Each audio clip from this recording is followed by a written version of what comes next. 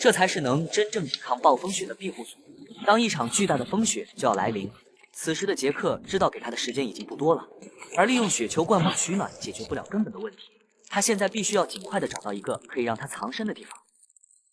正当他感觉自己就要失温的时候，眼前出现的岩石缝隙让他又看到了活下去的希望。杰克认为这地方简直是太完美了，主体拥有着万吨巨石作为掩体，最重要的是这里还很容易改造。现在外面的温度很低，他必须要在暴风雪来临之前把庇护所建造完成。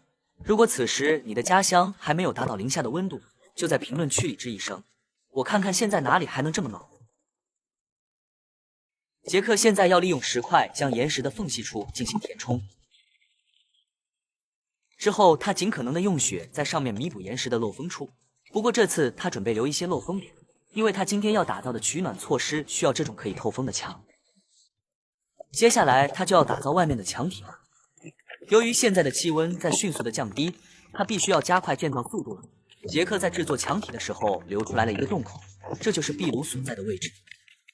当入口处的墙体快要完成的时候，雪也开始慢慢的变大了。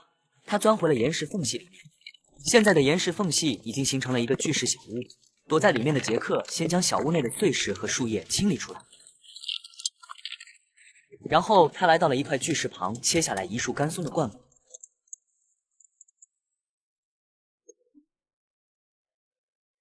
这种干松的灌木是特别好的火种，杰克将其点燃之后，大量的烟雾开始慢慢的向外飘散，这也就是他为什么将后面的石墙留出缝隙的原因。杰克将背包放进了庇护所里面，紧接着他来到了旁边的山坡上，他现在需要脚下的雪球灌木当作门来使用。现在的天已经快黑了，他必须选择最合理并最节省时间的方法来打造庇护所。这一块雪球灌木刚好可以严丝合缝地放在入口处。紧接着他钻进了庇护所内部，将自己的防潮布铺在了地面上。这种布完全不透气，基本上就能隔绝大部分地下所有的湿气。在这种寒冷潮湿的环境下，湿气可能比低温还要更致命。他拿出水壶来到岩石旁装满了雪，在这种环境下，淡水绝对是最容易找到的资源。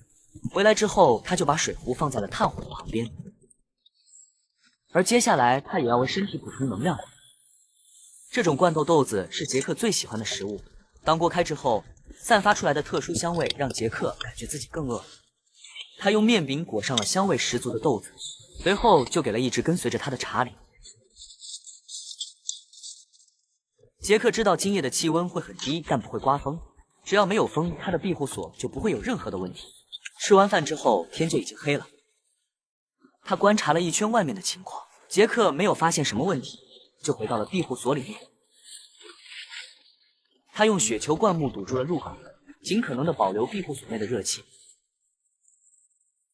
现在外面的气温在零下10度左右，他钻进了抗寒的睡袋中，篝火在持续给庇护所提供热量。而在这一片荒原的雪山，杰克亲手搭建的巨石小屋就成为了今夜可以让他安然入睡的家。